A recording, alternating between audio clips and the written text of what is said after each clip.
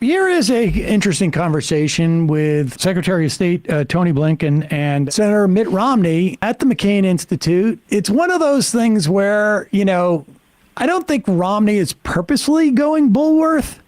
Did you ever see that film, Bulworth? I'm familiar. God, I'm so old. I was Never going to even say, heard of it. that new film, Bulworth, by that actor that was so huge, and none of you know who it is. We were all in diapers, or at least I was in diapers. I don't think these Warren other two were thought Beatty? of. Oh my God. Are you serious? You were in diapers? Well, how When did old it is come that out? movie? No, 1998. How much? Oh, okay. 98? Bradley was in diapers. I was All right. 10. So it's practically the century. But Bulworth was about a senator, and I'm trying to remember, it was basically a senator who found out that he had a brain tumor or something like that, and he just decides, he's going to just start being explicit about things. This is not, I can't believe I had to take that divergence to explain this. This is not that type of situation with good. Mitt Romney. Okay. Mitt Romney is just completely, I think, oblivious on some level. Wait, did I just say the part that I'm only supposed to say to behind closed doors? Who let the dogs out? Oh. Here is Mitt Romney explaining, it turns out, and of course, because if we were really worried about the safety of our data, we would allow the FTC to start imposing harsher requirements on things like Meta and Google and Twitter, for that matter, and actually all of the insurance companies and all of the credit bureaus and everywhere else that sends me a letter every other week. We're going to offer you some identity protection because we gave away your information by mistake. That was not the reason. And it's not because of the Chinese. It's simply because, the kids have too much access to information that we don't want them to have. Why has the PR been so awful? I know that's not your area of expertise, but you have to have some thoughts on that, which is, as you said, why has Hamas disappeared in terms of public perception? An offer is on the table to have a ceasefire, and yet the world is screaming about Israel. It's like, why aren't that screaming Pause it for 1 about second. Hamas? Now, this is ironic, too, because to be honest, they had this conversation, when was this? 2 days ago, yesterday, on Sunday. And much harder to perpetrate this lie that there's a ceasefire on the table. How come Hamas doesn't want it? Well, they accepted it. Well, it turns out they accepted it, About an hour and ago. it's Israel that doesn't want it. Yeah. Not that table. But it's important insight into their perspective. It's quite possible that Mitt Romney only gets his information from, the local Kufi representative who comes by there, the Christian Zionist organization. But whatever. The point is, he's saying, why is it Hamas is not demonized? Well, I think part of the issue is that there are thousands upon thousands of non-Hamas people who are dying. And that's the concern.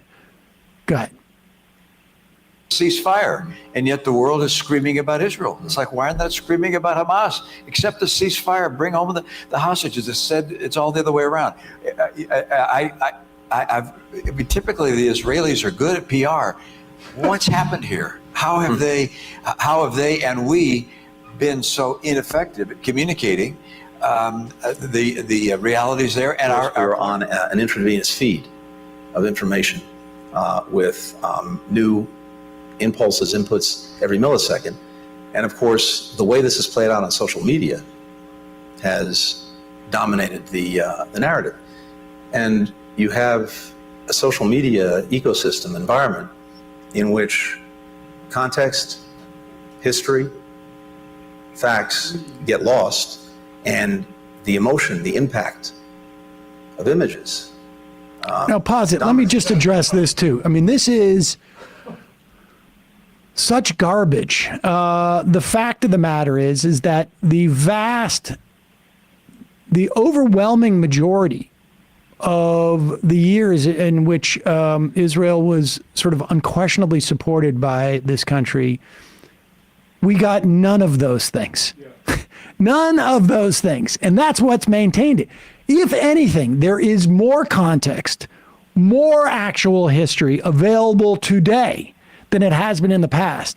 And it's not just like these are like reports from social media. These are either footage from the ground in Gaza or passing around reporting from Al Jazeera. Now we know why Israel does not want, has basically outlawed Al Jazeera. They're the only media organization that can get in there.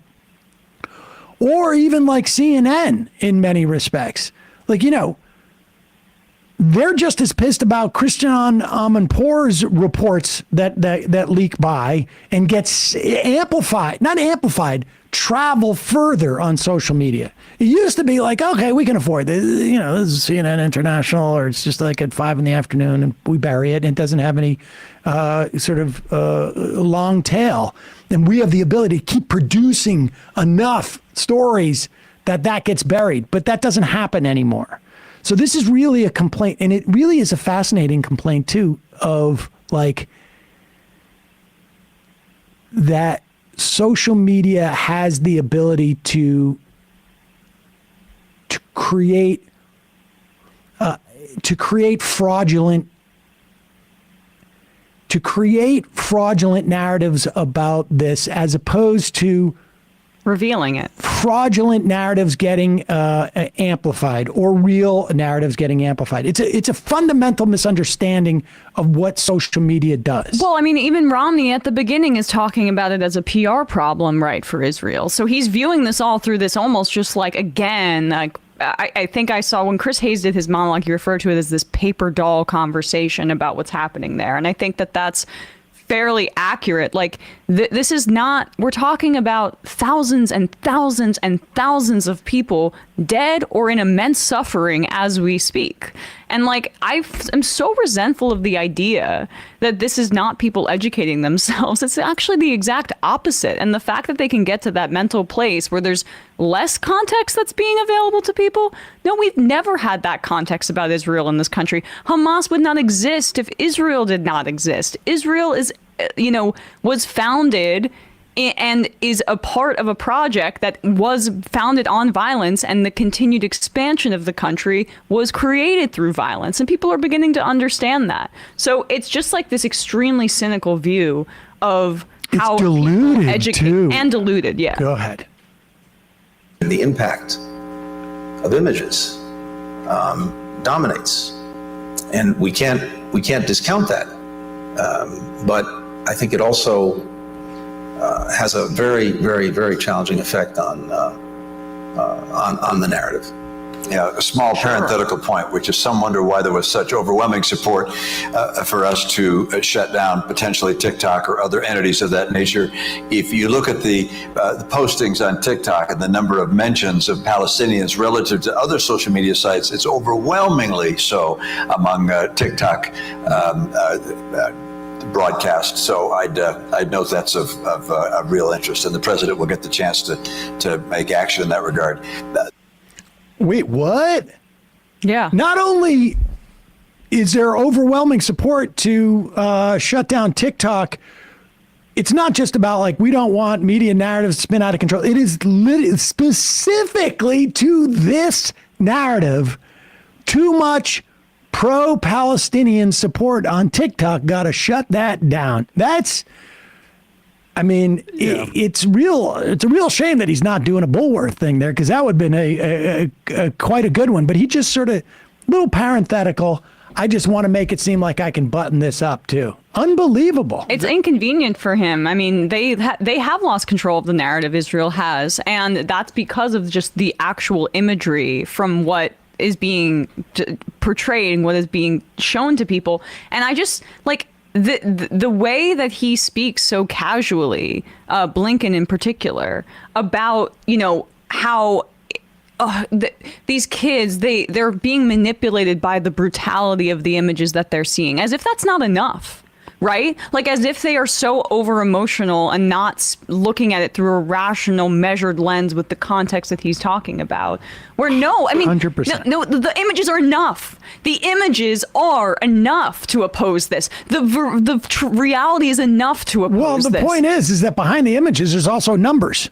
I mean, aside from like, Right. there's also people, Right. but there's also numbers. I mean, it's not just the images are telling one story, but the facts are telling another. No, all the stories are completely consistent with each other. That's the big problem. Is they're actually the reason you see Jerry Seinfeld's wife paying for a big screen to show October 7th is because they're trying to overpower with images what we all see and what we all understand now. Because actually the context isn't decided by people like Dana Bash. We all get to decide the context. So instead of words like terrorist or suicide bomber being the number one concepts in the word cloud, it's ethnic cleansing, it's Nakba, it's occupied territories, and that is the context that they hate to see. It's not images, it's this new context that Israel finds itself in. What 100%? I mean, if there were other facts to deploy, then deploy them. Yep.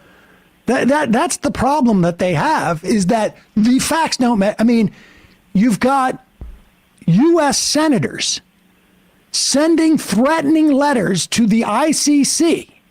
Now, are we to believe that the ICC is just, they're swayed by pictures? Yep. Cindy McCain, they're at the McCain Institute. Okay, but put it back on the screen just so that we can see this. They're at the McCain Institute. Cindy McCain is the head of the UN World Food Program, and is out there on the exact same day saying that there is a full-on famine in northern Gaza and growing. And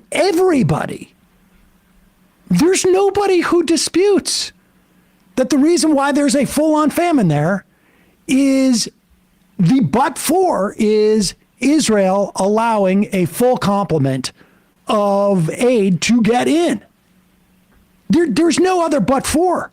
I mean, why is he even in Sedona, Arizona right now? Blinken, you should be like, I mean, this is all hands on deck at this moment, but putting that aside for a second, like, just cut to the chase and say the reality of the genocide we're supporting and the fact that there's direct images coming out is making it more difficult to sell it to the public. Okay? Yeah. Because all of this is just a way for them to be like, I'm a statesman.